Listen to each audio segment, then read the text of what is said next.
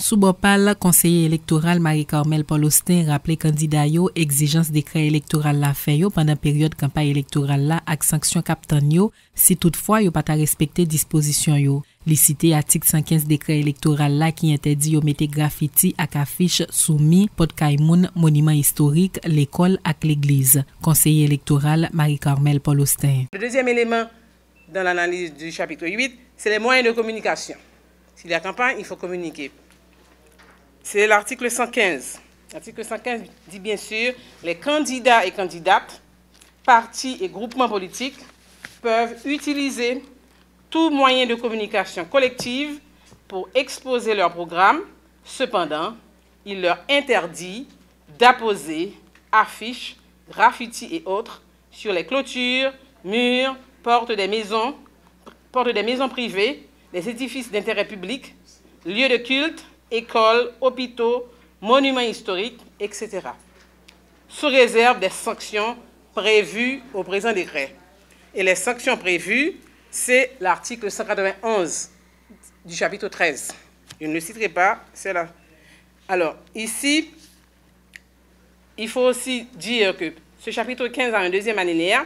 Les candidats et candidates, les partis, groupements politiques, les médias d'État veilleront à utiliser des moyens de communication spécialisés, accessibles et adaptés aux personnes sourdes et aux non-voyants pour leur entière intégration et participation au processus électoral. Alors, toujours dans cet article, pour cet article, il est prévu des sanctions à l'article 192 pour les postes de graffiti, comme vous voyez dans la lecture, sont interdits. Donc, automatiquement, l'article 192 traite des infractions pour l'application de cet article.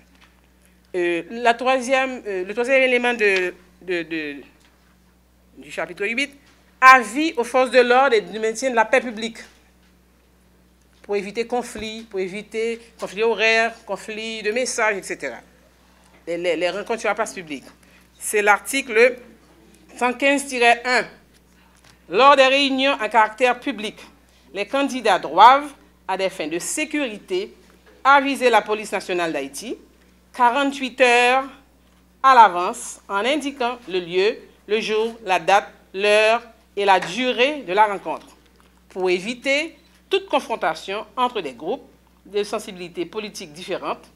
Les candidats, en accord avec la PNH, doivent veiller à organiser leurs réunions à une distance d'au moins 1 kilomètre les unes des autres. Article 115.1. Bien sûr, s'il y a infraction, l'article 192. Et si ces infractions viennent des partis politiques ou des candidats ou de leurs supporters, c'est 192. Et s'ils viennent des agents publics et même des agents électoraux, c'est l'article 189.